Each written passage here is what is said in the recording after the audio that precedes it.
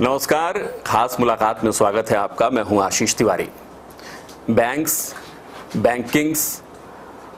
Bankings के साथ आम आदमी का जुड़ाव, बैंकिंग्स की तमाम स्कीम्स, उनका लाभ हम कैसे ले सकते हैं, तमाम सवालात होते हैं आमतौर पर लोगों के मन में, आम जनमानस के मन में। उनके सवाल आप ढूंढते रहते हैं। उन सवालों के जवाब आपको कोई ऐसा औपचारिक तरीके से देने के लिए मौजूद नहीं होता है। लेकिन आज हमारे बीच पंजाब एंड सिंध बैंक के executive director doctor Ramjas Yadav ji मौजूद हैं। बहुत स्वागत है आपका सर हमारे इस खास कार्यक्रम में। और ये हमारे लिए बड़ी बात है कि आज हम आपसे बात कर रहे हैं और इस मुलाकात में हम जानेंगे कि वो तमाम मसले, हालांकि कोशिश करेंगे कि हम इसमें इस साक्षात्कार में आपके साथ उन तमाम मसलों को ला सकें जो आम आदमी और बैंकिंग को एक साथ जोड़ते हैं। शुरुआत हम उस सवाल से करते हैं, पिछले कुछ सालों में जब हमने देखा है कि बैंकिंग सेक्टर में बहुत सारे बदलाव आए हैं, एक जैसे लगता है कि क्रांतिकारी बदलाव आ रहे हैं, लोग यूपीआई की तरफ जा रहे हैं, तो कभी वो एनपीए की भी खबरें पढ़ते हैं।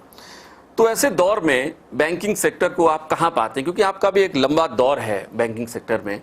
तो पिछले अगर हम 10-5 साल पहले की बात करें और आज के बैंकिंग सेक्टर की बात करें तो हम कहाँ हैं आज, और पंजाब एंड सिंध बैंक उस सिनेरियो में कहाँ है? बहुत बहुत धन्यवाद आशीष जी, आपने इस वार्ता के लिए हमें समय दिया और मुझे पता चला कि आशीष जी से गुफ्तगू करना है और कुछ जनता के सामने रखना है, तो मुझे और खुशी हुई। अब मैं आपके प्रश्नों पे आता हूँ। आपने कहा कि बैंकिंग में बहुत बदलाव आए हैं। देखिए, बदलाव तो एक मानव जीवन को प्रसन्न रखने के लिए उसका अभिन्न अंग है और बैंकिंग उससे कोई अछूता नहीं है। लेकिन जो बैंकिंग में मेन बदलाव आप देख रहे हैं वो केवल एनपीए की बात नहीं है। उसमें ये देखिए कि अब बैंकिंग कैसे दी जा रही है, और अगर देखे जाएं तो बैंक और बैंकिंग इन दोनों को आप अलग अलग समझ लीजिए। आने वाली इस जनरेशन में बैंक नहीं चाहिए, उनको बैंकिंग चाहिए, और बैंकिंग का मतलब है वो बैंकिंग में मुट्ठी में चाहिए। तो अभी जो मेन बदलाव आया है वो बैंकों के स्वरूप में आया है कि वो अपनी सेवाएं कैसे, जैसे एक पिज़्ज़ा हट है ना, पिज़्ज़ा को उसकी टेबल पे, डाइनिंग टेबल पे मिलता है, उसी तरह से अब बैंकिंग को आप उस ग्राहक की मुट्ठी में उसके घर पे कैसे दे सकते हो, ये बैंकिंग है। अब कोई शाखा का होना जरूरी नहीं है। तो ये सभी बैंकों ने अभी डिजिटलाइजेशन के ऊपर जोर दिया है। और मैं पूरे बैंकिंग की बात करने के बजाय मैं आपको पंजाब एंड सिंध बैंक के बारे में बताऊंगा, जो एक अभी बहुत ही ट्रांसफॉर्मेशन के फेज से गुजर रहा है। और मुझे ये बताते समय, इस जनता के सामने ये प्रस्तुत करते समय बहुत अपार खुशी है कि आपका ये पंजाब एंड सिंध बैंक अभी वो बैंक नहीं है जो आज के 5 साल पहले था। इसने आधुनिक बैंकिंग के अंदर, अभी डिजिटल के अंदर अपना एक यूनिक ऐप लेके आया है जिसका नाम है U&I कनेक्टेड। हम और आप दिल से जुड़ गए हैं, और वो दिल से ऐसे जुड़े हैं कि आपका इधर टेलीग्राफ वो करिए, हम आपको सेवाएं देने के लिए तैयार हैं। हमने एक यूनिक ऐप लाए हैं जिस पे आप सारी सेवाएं ले सकते हैं। उस पे अपना विड्रॉ ले सकते हैं, उस पे आप बैलेंस देख सकते हैं, उस पे आप चेक बुक ऑर्डर कर सकते हैं।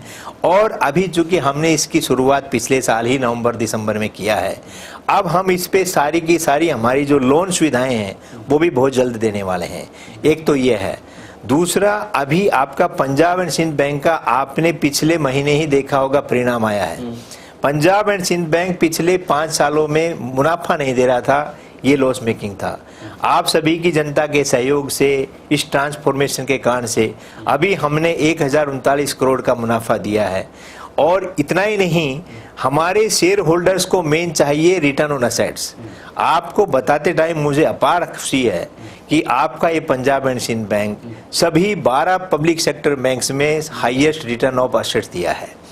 तो ये सब मान के चलिए, अब पंजाब एंड सिंध बैंक बहुत मजबूत हो गया है, डिजिटल के अंदर है। और इतना ही नहीं, ये जब आप बता रहे हैं कि हम फायदे में आ गए हैं, कैसे हुआ संभव ये? क्या हमने स्ट्रैटेजी चेंज की? देखो, बहुत अच्छा आपने प्रश्न पूछा। हम अगर बैंकिंग करना चाहते हैं तो हम केवल 4-5 कॉरपोरेट घरानों से बैंकिंग नहीं कर सकते, हमें आम जनता तक पहुंचना होगा। हमारे बैंक ने पिछले साल से एक स्ट्रेटेजी बनाई कि अपने कॉरपोरेट लोन्स को हम कम करें और हम हमारा राम यहाँ पे राम कोई एक पॉलिटिकल और धार्मिक शब्द नहीं है। यहाँ पर मेरा राम से मतलब है रिटेल, एग्रीकल्चर, एमएसएमई। ये 3 सूत्र ऐसे हैं, किसी भी अर्थव्यवस्था में अगर ये तीनों स्तंभ मजबूत हो जाएं तो आप मान के चलिए वो अर्थव्यवस्था बहुत मजबूत होगी। हमने क्यों प्रॉफिट में आए, हमने हमारे बिजनेस मॉडल को कॉरपोरेट से राम में शिफ्ट किया। हमने हमारे रिटेल लोन के जितने प्रोडक्ट थे, जैसे किसी को रहने के लिए घर चाहिए, हमने यूनिक प्रोडक्ट लाए घर बनाने के लिए। हमने रेट ऑफ इंटरेस्ट बहुत कम्पिटिटिव दिया, हमने उसको बहुत ही हैजल फ्री किया। और उसके अलावा किसी कस्टमर को दिक्कत नहीं हो, हमने इसको सीपीसी कंसेप्ट में लाए, जिसको हम सैनमार्क बोलते हैं। यानी अब हमारे बैंक में अगर पूरे बैंक में कहीं भी लोन होते हैं तो हमने सैनमार्क, जो पहले 1 होती थी, वो 10 सैनमार्क खोले, और वो इतने फास्ट डिलीवरी देते हैं, इतना कंप्लीट, इतनी हैजल फ्री देते हैं, उसके कारण से हमारा रिटेल लोन बढ़ा। इसी तरह से हमने एग्रीकल्चर पे फोकस दिया, और एग्रीकल्चर में केवल हमने किसान क्रेडिट कार्ड नहीं किया, हमने ये कहा कि हम इन्वेस्टमेंट क्रिएट करेंगे, हम डेयरी देंगे, हम एग्रीकल्चर इंफ्रास्ट्रक्चर फंड जो गवर्नमेंट की स्कीम है उसमें देंगे। हम इसमें बेहतरीन काम किए हैं। और आपको एक और अच्छी बात बताते टाइम मैं बताऊं, राम के अंदर ही हमारी गवर्नमेंट ने, और अभी 2 दिन पहले ही माननीय प्रधानमंत्री जी ने घोषणा भी की है नेशनल पोर्टल का, जनसंपर्क का, तो उसका हमने, हमारे बैंक ने, ये समझ लीजिए एसबीआई के बाद हाईएस्ट नंबर उसमें पायलटिंग प्रोजेक्ट में किए हैं। तो हम डिजिटली ये राम मॉडल को और गवर्नमेंट की सारी स्कीम को डिलीवर करेंगे, हम आम जनता तक पहुंच रहे हैं। और ये रिटेल, एग्री और एमएसएमई जो मजबूत हमारा स्तंभ खड़ा हुआ है, इसमें हमें यील्ड अच्छा मिला है, और इसीलिए जब हमारा यील्ड अच्छा हुआ तो हमारा ये प्रॉफिट, अच्छा मुनाफा मिला है। यानी राम कर रहे हैं बेड़ा पार, ये मान सकते हैं हम। राम से सारी नैया पार हो रही है, आप ये मान के चलो। अच्छी बैंकिंग में तो राम जरूरी है, और पंजाब एंड सिंध बैंक का राम मॉडल और राम सेगमेंट बहुत मजबूत हुआ है, और हम इस बार इसको डिजिटली भी और लेके जा रहे हैं। इसके साथ ही हम आपको बताएं कि हम केवल अपनी शाखाओं से आम जनता तक नहीं पहुंच पाएंगे, हमें दूसरे फिनटेक को भी लाना पड़ेगा। क्योंकि आज का मैंने बताया ना, जब तक आप आम जनता तक नहीं पहुंचेंगे, जब तक अपनी स्कीम को आप लोगों की मुट्ठी में नहीं देंगे, तो बड़ा बैंकिंग करना मुश्किल है। हम को लेंडिंग, एक नया कंसेप्ट भारतीय रिजर्व बैंक ने दिया है, हम को लेंडिंग के अंदर धंधा चालू कर दिए हैं, और इस बार हम इस कोलेंडिंग के जरिए ज़्यादा करेंगे। कोलेंडिंग का मतलब ये हुआ कि हम अच्छी जो फिनटेक वाली एनबीएफसीज हैं उनको कोलैबोरेट कर रहे हैं, उनसे हमारी साझेदारी कर रहे हैं, वो हमारे लिए लोन सोर्स करती हैं और रिकवरी में मदद करती है। तो एज ए रिजल्ट हमारी रिकवरी भी अच्छी आएगी। प्रोफेशनल अप्रोच है, बहुत प्रोफेशनल अप्रोच है, और हम डिजिटली बहुत आगे जा रहे हैं। आपने 3 चीजों का नाम लिया कि रिटेल है, एग्री है, और इसके साथ ही एमएसएमई है। तो रिटेल तक तो समझ में आता है कि रिटेल में पिछले कुछ सालों में हमने देखा कि लोग बड़े अवेयर हो गए बैंकिंग सर्विसेज को लेकर, और डिमांड भी करते हैं, और शायद अब आप उस डिमांड की सप्लाई भी कर रहे हैं। लेकिन जो एग्री और एमएसएमई है, इसको लेकर मेरे भी मन में सवाल है कि हम जो हैं, अगर हम बैंकर के तौर पर देखें अपने को, तो हम बैंकर्स एग्रीकल्चर सेक्टर को लेके बहुत रिजर्व रहते हैं, या बहुत सारे हर्डल्स लगाते हैं, या कोई आम आदमी अगर किसानी खेती करने के लिए आता है और वो चाहता है कि उसे थोड़ा लोन मिल जाए, तो क्या बहुत सारी औपचारिकताएं होती हैं, उसको पूरा करना जरूरी होता है, ऐसा भी है क्या? बहुत बढ़िया, बहुत अच्छा प्रश्न आपने पूछा है। देखिए आशीष जी, ये केवल मन का एक भावना है, और इस मन का भ्रम को तो दूर करने के पंजाब एंड सिंध बैंक में ही है ऐसा नहीं, ये मैं बता रहा हूँ, ये जनता में भ्रम है, और मैं ये कहता हूँ कि इस भ्रम को दूर करने के लिए आज बैंक केवल हमारे ग्राहकों को, किसानों को एक बार बैंक के दरवाजे पर एक बार शक्ल दिखाने की जरूरत है।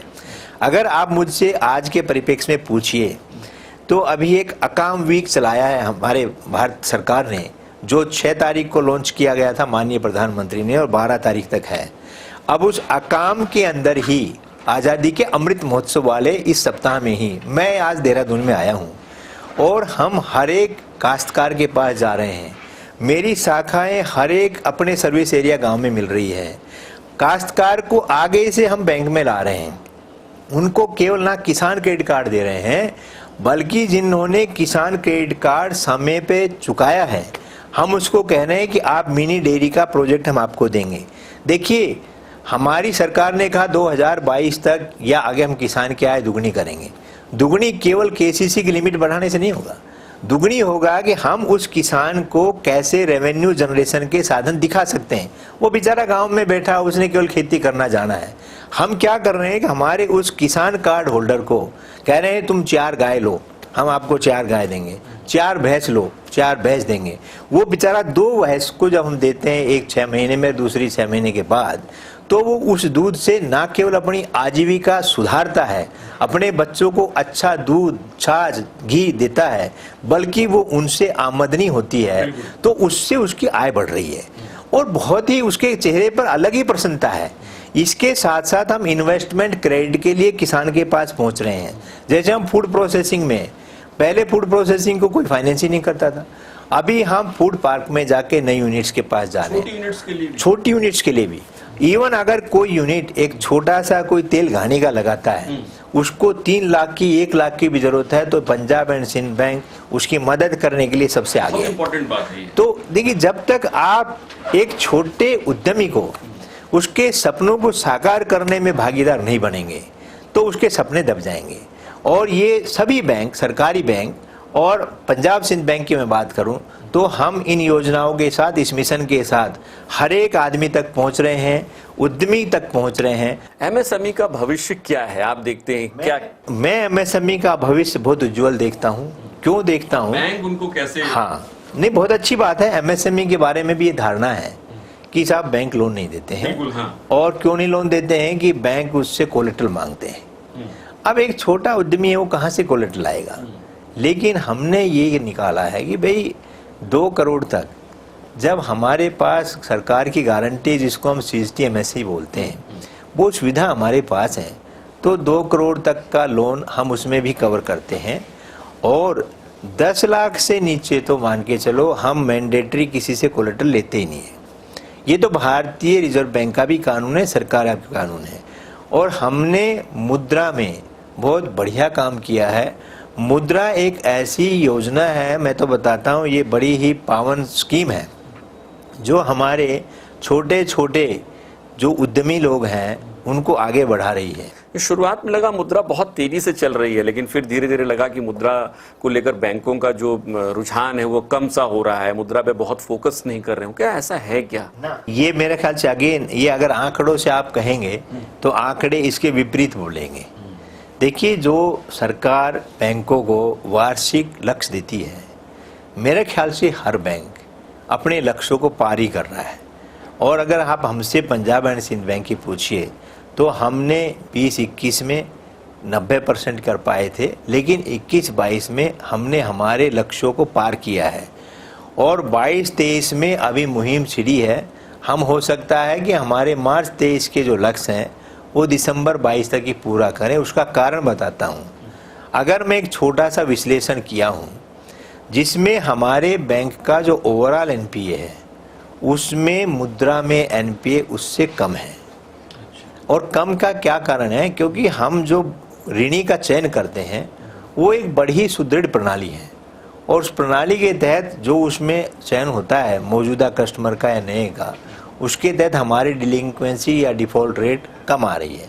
तो हम क्यों नहीं ऐसे उद्यमियों को जनरेट किया है? यस, हमने ऐसा ही किया है। और अब जो ये नेशनल पोर्टल बना है, इसके माध्यम से तो और भी वो स्ट्रॉन्ग हो जाएगा। कोविड काल ने कितना आपको परेशान किया या इकोनॉमी को परेशान किया? RBI ने रेपो रेट 2 बार बढ़ाए। बिल्कुल सही बात है। देखिए, कोविड काल तो केवल भारत में नहीं, वो तो विश्व पटल पर इसका प्रभाव आया है।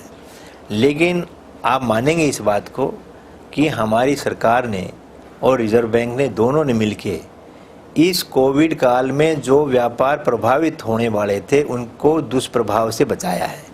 आपने सुना होगा इमरजेंसी क्रेडिट लाइन स्कीम दी। मेरा ख्याल से किसी देश में ऐसी इमरजेंसी क्रेडिट लाइन आई होगी।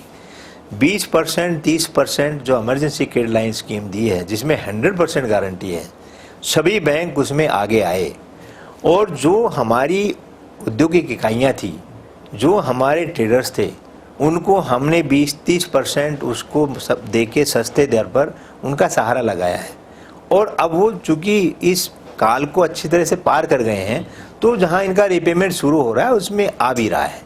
लोगों के मन में, चूंकि आप बैंकिंग सेक्टर के जानकार हैं, इसलिए मैं जानना चाह रहा हूँ कि लोगों को एक डर सा है कि आने वाला समय न जाने कैसा होगा, अर्थव्यवस्था के लिहाज से क्या होगा क्या नहीं होगा। इसलिए मैं सिर्फ ये जानना चाह रहा हूँ कि भविष्य हमारा अगले कुछ 1-2 सालों में इकोनॉमी को लेकर। नहीं, देखिए आने वाले 2 साल में आप बात कर रहे हैं, मैं तो कर रहा हूँ इसी साल में हमारी जीडीपी जो पहले थी उससे ज़्यादा हम इस पे और फोरकास्ट कर रहे हैं।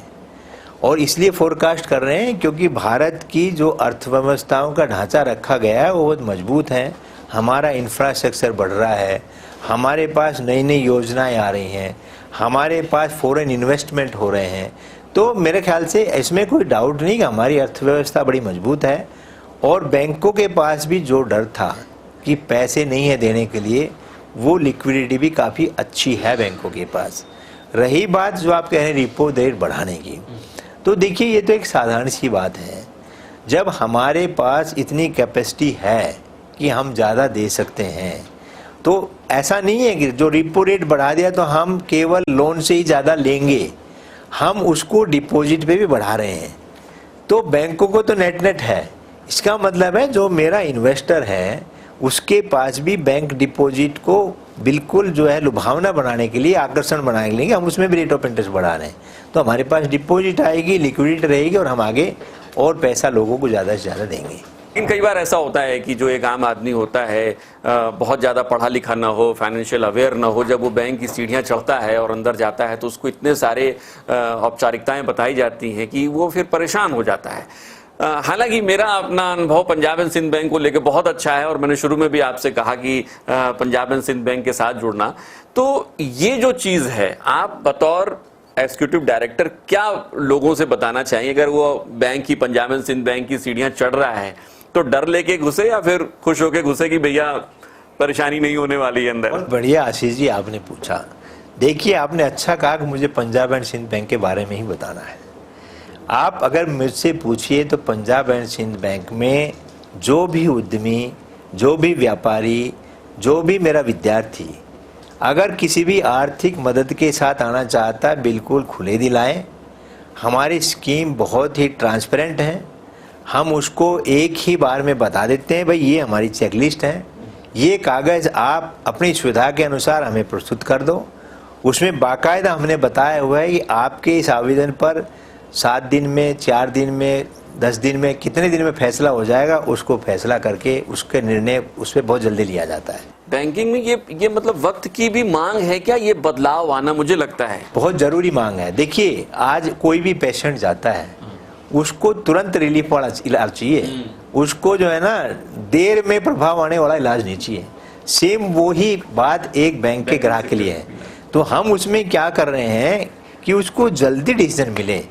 हम हमारी जितनी सेवाएं हैं उसको हम डिजिटल प्लेटफॉर्म पे ला रहे हैं। उसमें ना तो किसी की मनमानी चल सकती, भाई हमने रूल इंजन बना दिए।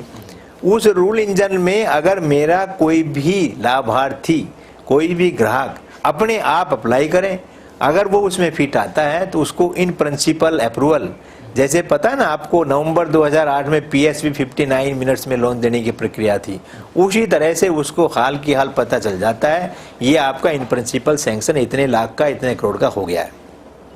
उसी कागज को ले जाके ब्रांच में, नज़दीकी ब्रांच में देता है और उसको हमारे जो भी शाखा प्रबंधक हैं उसको पूरा एंटरटेन करते हैं। तो जहाँ तक पंजाब एंड सिंध बैंक की बात है, मुझे मेरी जानकारी में इस तरह का कोई शिकायत का मौका नहीं आया है। और अगर किसी भाई बहन को हो भी तो निसंकोच वो हम तक भी पहुंच सकता है। हमारे नीचे 24 अंचल प्रमुख हैं, उन तक भी जा सकता है। हमने हर सीढ़ी के ऊपर समस्या निराकरण के लिए सेल खोले हुए हैं ताकि हमारे ग्राहक की समस्याओं का, उनकी ग्रीवेंसेज का टाइमली रिजोल्यूशन हो जाए। तो ये आशीष जी आपने जो पूछा कि वो ग्राहक पंजाब एंड सिंध में अपनी किस भावना के साथ आए, मैं संक्षिप्त में यही कहूँगा वो बिल्कुल सद्भावना से, पॉजिटिव अप्रोच के साथ और ये मान के चलिए बिना डर के साथ आए, अपने पेपर दें, अपनी बात पूरी कहें और उसको ज़रूर उसके अपेक्षा अनुसार हम सेवाएं। एक सवाल और है, मैंने शुरुआत जब की थी तो मैंने कहा था कि पिछले कुछ सालों में हम लोगों ने क्रांतिकारी बदलाव देखे हैं। दरअसल क्रांतिकारी बदलाव, जैसा प्रधानमंत्री नरेंद्र मोदी भी कहते रहे हैं कि जनधन खाते जो खोले जा रहे हैं वो बैंकिंग सेक्टर में एक बहुत बड़ा बदलाव है। अभी मौजूदा दौर में हम जब बात करें तो लगभग 7-8 साल के बाद हम जब जनधन खातों की हालत देखते हैं तो हम जनधन खातों की संख्या, उनसे जुड़े लोग, बैंकिंग सेक्टर में आए बदलाव और पंजाब एंड सिंध बैंक को फिर हम कैसे जोड़ेंगे एक साथ?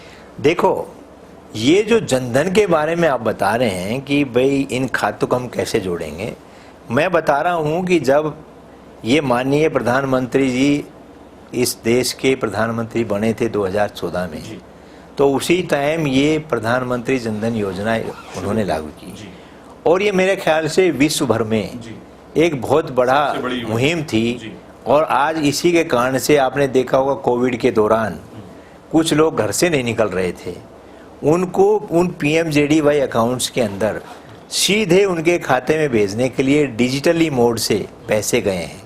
उसी तरह से मैं कहता हूं कि इन जनधन खातों को केवल इतना ही नहीं, इनको बैंकर क्रेडिट देने के लिए आगे आ रहे हैं, क्योंकि ये खाते बहुत अच्छे वाले हैं, खराब वाले नहीं हैं। ये वो छोटे छोटे कार्य करते हैं, बहुत रिलायबल हैं। और देखिए, देश में आपने देखा होगा छोटा जो आदमी होता है ना, वो अपनी इज्जत का बहुत ध्यान रखता है, वो कभी डिफॉल्ट नहीं करता, लेकिन हमें उस तक पहुंचना होगा। और उसमें पहुंचने के लिए मैंने बताया कि अब हमें बैंक की जरूरत नहीं है, अब हमें बैंकिंग की जरूरत है। तो हम सभी मिलके आम जनता तक हमारी बैंकिंग कैसे पहुंचवाएं, उसके लिए कोलैबोरेशन भी करना है, डिजिटलाइजेशन भी करना है, फिनटेक भी करना है। ये नए नए परिवर्तन आ रहे हैं जो कि शब्द कभी आज के 10 साल पहले किसी ने सोचा भी नहीं। हाँ, तो इसके कारण से जनधन में तो एक अच्छा, मैं कहूँगा एक प्रॉफिटेबल वेंचर है बैंकों के लिए, बहुत बड़ा ग्राहक बेस है। इवन हमने जब आज हमारे शाखा प्रमुखों से बात किया है तो हमने उनको लक्ष्य भी निर्धारित किए हैं कि भाई जिन जनधन खातों में अच्छा हमारा बैलेंस है, लेन देन हो रहा है, आप उनको पास जाके मिलो, वो ज़रूर कहीं ना कहीं काम कर रहे हैं, और उनको क्रेडिट से सैचुरेट करो और इसमें रिकवरी भी अच्छी आएगी। ये मेरा मानना है। ठीक है, बहुत बहुत शुक्रिया आपका हमें वक्त देने के लिए, बहुत बहुत धन्यवाद। आपने बहुत सारे सवालात हैं अभी भी हमारे मन में हैं, लेकिन फिर कभी उसको लेकर हम बैठेंगे। आपने हमें वक्त दिया, बहुत बहुत शुक्रिया। बहुत बहुत धन्यवाद आशीष। तो आज खास मुलाकात में इतना ही। हमारे साथ थे पंजाब एंड सिंध बैंक के executive director doctor Ramjas Yadav ji. फिलहाल मुझे दीजिए इजाजत, नमस्कार।